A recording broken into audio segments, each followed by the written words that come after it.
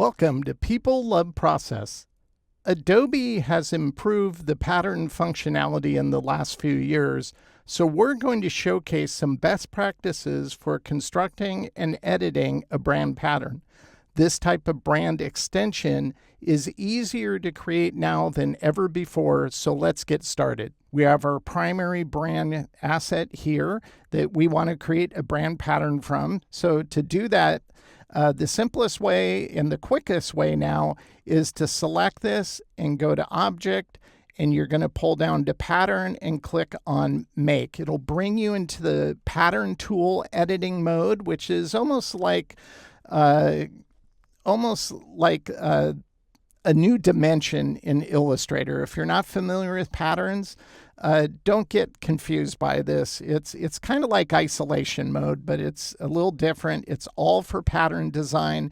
And the first thing we want to do here is we want to go ahead and select a different type, a tile type. Right now it's a grid, so you can see it's just straight across and straight down, not a lot of characteristic to it. And we want to make these logos tile in a pattern that they're staggered so we can kind of fit them together better. And we're going to do that by selecting, instead of grid, we want to do it vertically. So we're going to select brick to row, but you can experiment with these different ways with this functionality and see what you can get. So you can see how it's now staggered. Now we're kind of zoomed out. I like to zoom in to do the next part. So we're going to go ahead and zoom in on our artwork, and you see this bounding box. What's that all about? Well, we're going to click on the Pattern Tile tool, and that gives us the ability to move our object closer and to control the spacing between the elements in our pattern. So the first thing you want to do, if you want to control the horizontal spacing, that's actually better to do first because there are no controls. At the top and bottom, there's controls to pull out, but on the side, there isn't. So I think it's easier to do the horizontal spacing first.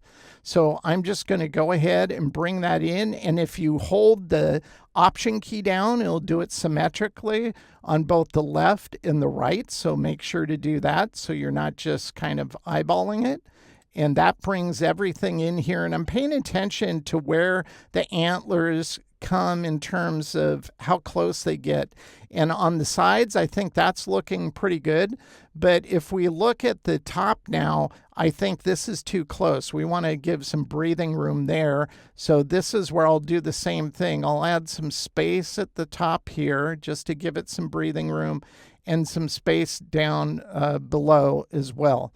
So I think that's looking good. Next thing we want to do is we want to name it. So we're going to name ours OW for Oregon Wild, and we'll call this pattern, if I can type, pattern 1, like that.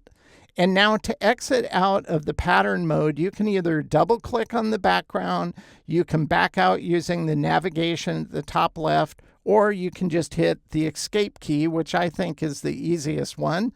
And let's go ahead and do that. We'll hit escape. This brings us back to the artboard here. And if you look at your swatches palette now, we have this swatch, which is the one we created. So we can select a vector object, we can fill it with that pattern, and that looks pretty good. But I kind of like how it had the tint of the blue before I filled it. So how would you add that in? Well, you don't need to go into your pattern swatch and try to add that in. You can do it using the appearance panel. So if we select this shape here and we go to the appearance panel, which is like layers with magical abilities, and you can see we have a fill color here. So I'm just going to select that fill color, go to our color palette, and because it's a global color, we'll set this to 10% tint of that global color. We'll go back to our appearance palette now, and I'm going to add a second fill color to this vector object. So add new fill. It'll default to whatever we used last. And on this, I'm going to select the pattern we did, and now we have a nice contrast. Instead of a stark white background, if you didn't want that, this would put a tint, the primary brand color. Not only that, you could also drop in one of the secondary brand colors if you wanted. So if we go here and we select, instead of the blue we have here, we can select the gold. It's going to default to the tint, but if you click it again, it'll give the full value. And even that would work, handling it that way. So that's how you can apply and edit colors using the appearance panel. It's really simple. It goes really quick. And the more you do it, the easier it becomes. We're going to create one more pattern here. And one thing I should point out, at any time, if you want to understand pattern creation, so you could create more custom kind of tiled patterns that aren't just a free-floating object like this logo, this is the way you can learn from these assets. Just drag this pattern swatch to the desktop and let go. And then if we ungroup it and I go here and I select this, we'll bring this to the front. This has no fill, no stroke. This is how Illustrator creates the pattern. But if we give it a stroke here, it's a bounding box. And the way this works is this is how Illustrator creates the pattern. So whatever goes out on the right comes in on the left. Whatever goes out on the bottom comes in at the top. Because none of the face is needed, it leaves those assets out. So it kind of optimizes the artwork, which is kind of nice.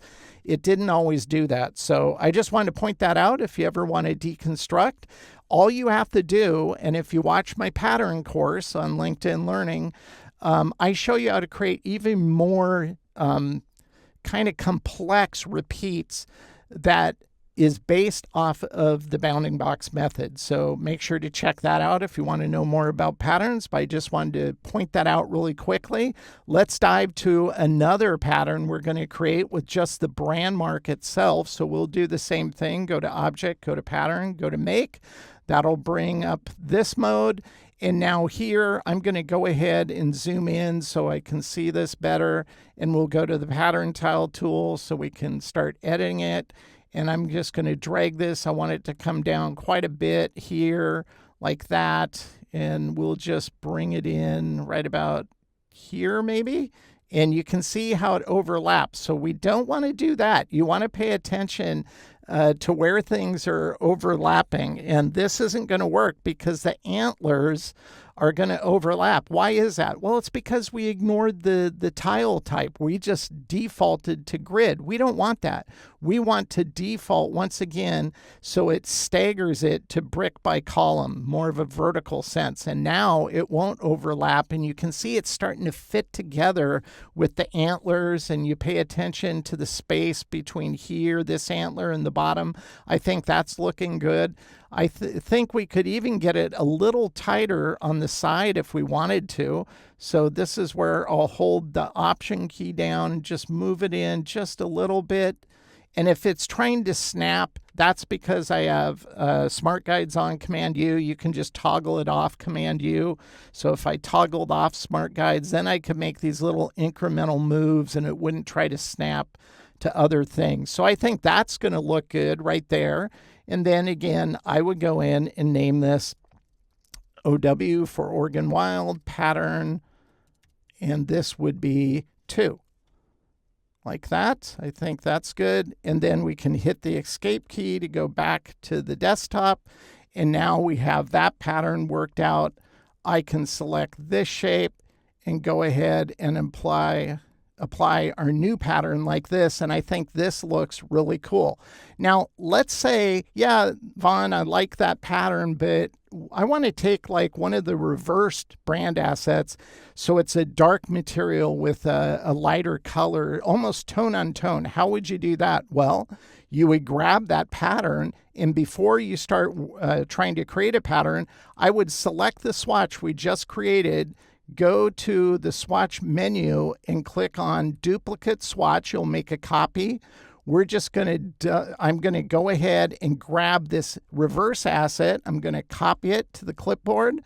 Then I'll double click on the swatch we copied and I'm going to change the name and I'm going to add reversed here. So we know it's a reversed one and we're not going to change any of the settings. All we're going to change is the artwork. We're going to go ahead and select our artwork here.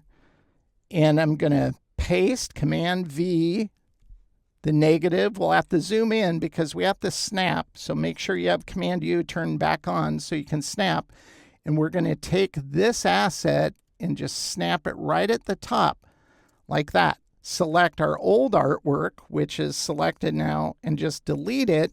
And now it looks like you can't see anything because all of these assets are white. So that's okay.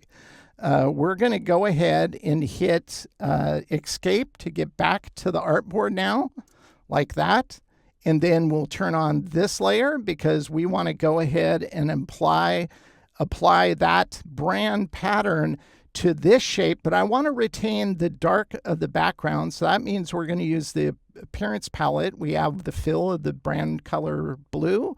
We'll go ahead and add a new fill. We'll default to whatever we were using, and I'll select this brand pattern, and that's how you can use your reverse assets on a dark colorized background like this. This would make a really cool textile. And if you wanted to get more kind of subdued with it, you can just go to the opacity here. Maybe you wanted it almost tone on tone. You could go to like 40, and that looks pretty cool, handling it like that to create a brand pattern. So I just wanted to show you how to do that. Now, the cool thing, how would you use this? Well, let's say you're doing a press release and you're going to have the media there, and you've probably seen this for like sports channels like ESPN, or they're interviewing players after the game. Behind them, there's usually a media wall, and it has logos on it, or one logo on it like this. This would be a great thing to use. And then usually they have a standout, or they have a lot of standouts, and it creates a nice branded pattern environment for usage in that type of context. Brand patterns can be used in many different ways, such as print collateral pieces like an annual report, or a background in a website, backdrops for media press releases or video interviews, animated on-screen backgrounds for video production or mobile apps, or as repeat surface patterns for textiles and garment design. And a good resource for the latter, for sampling and ordering your own pattern design on fabric, is a website called spoonflower.com, so make sure to check that out.